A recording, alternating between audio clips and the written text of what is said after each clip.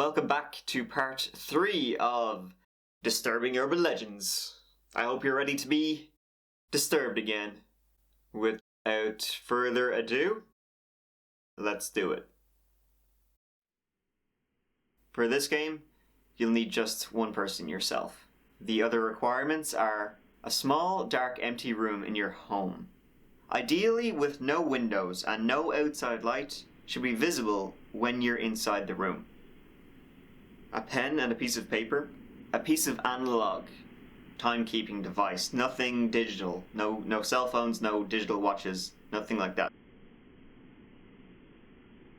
3 matches you'll also need. The invitation. Begin at night. Keep your timekeeping device and the matches on your person at all times. Turn off possible sources of noise in your home. This includes telephones, televisions, computers, alarms, etc. Be thorough. Enter your hosting room and turn on the light. If the room contains no lamps or overhead lights, use a flashlight, lantern lit candle. Place your pen and paper in your hosting room. Leave the light source on. Exit your hosting room. Go to the furthest point in your home from that room and call, "I'll be ready soon." Move from room to room of your home, repeating this phrase in every room, moving closer to the hosting room with each call. When you arrive back at your hosting room, use your pen to write the following message on the paper. You are invited. A gathering hosted by, put in your name, takes place from the current time to 1 hour from this time. Bring your friends. Place the piece of paper in the middle of the hosting room. Stand in the doorway of the hosting room, facing into the room, and call, "I'm ready. Come on in." The gathering. Turn off the light and turn around. The open door to the hosting room should be at your back. You should be facing the darkness of your home. Take out your 3 matches. After a few moments of silence, begin counting out loud, starting at 1 and ending at 10. Do not look back. When you reach the first count of 10, strike the first match. If the first match lights on the first strike, hold it as it burns and greet your guests by saying, "I'm so glad to see you. Thank you for coming." Hold the match until it burns down as low as you can bear. If the match does not light on the first strike, drop it and immediately proceed to the next step. Do not look back. Strike the second match. If the second match lights on the first strike, hold it as it burns and greet more of your guests by saying, "I'm so glad to see you. Thank you for coming." Hold the match until it burns down as low as you can bear. If the second match does not light on the first strike, drop it and immediately proceed to the next step. Do not look back. Strike the third match.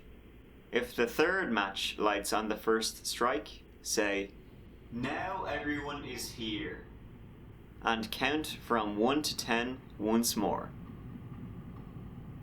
If you have done this correctly, you will be able to hear or feel whispering, rustling, or a quiet "thank you" behind you. Do not look back. When your timekeeping device indicates the gathering's finishing time, say out loud, "Thank you for coming. Goodbye."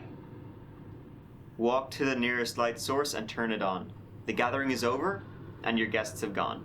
If the third match does not light on the first strike, you have uninvited guests. Do not look back. Do not turn around. Do not pause to close the door. Run as quickly as you can to the nearest light source and turn it on. Once the gathering has begun, do not, at any point, turn around or look behind you. concerning uninvited guests. Although turning on the nearest light source will end the gathering, do not assume that your guests have gone.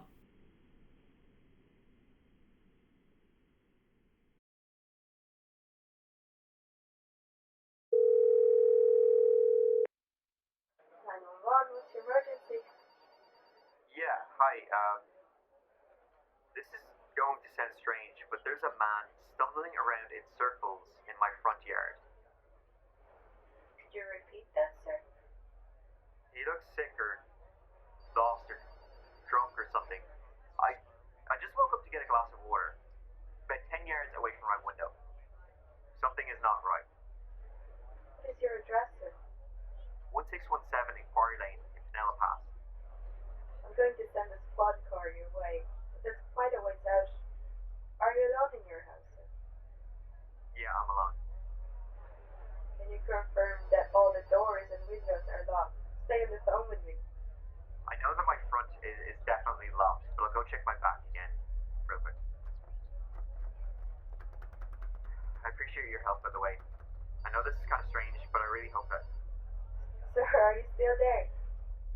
he's still in the yard. But he's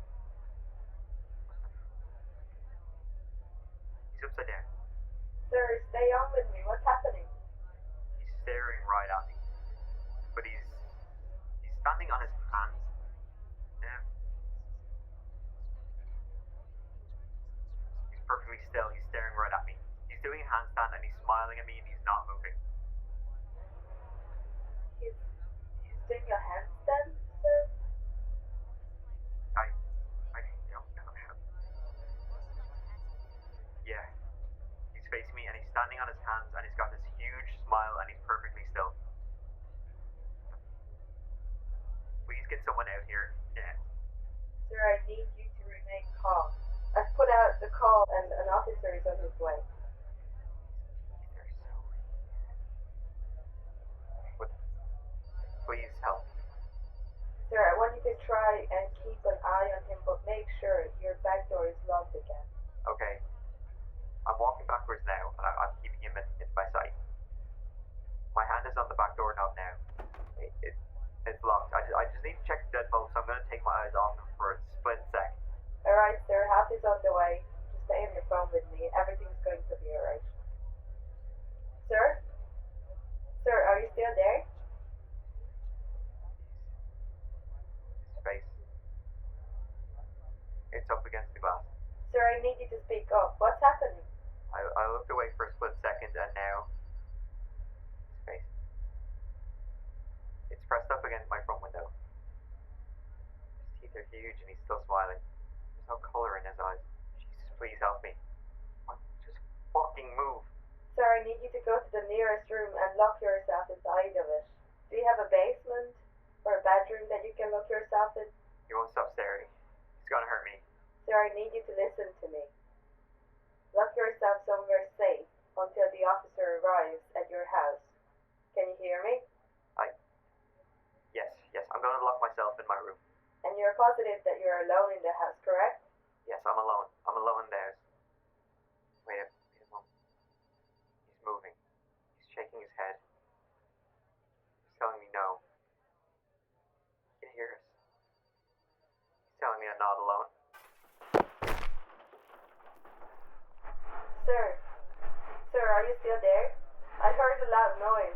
Is everything alright? Sir?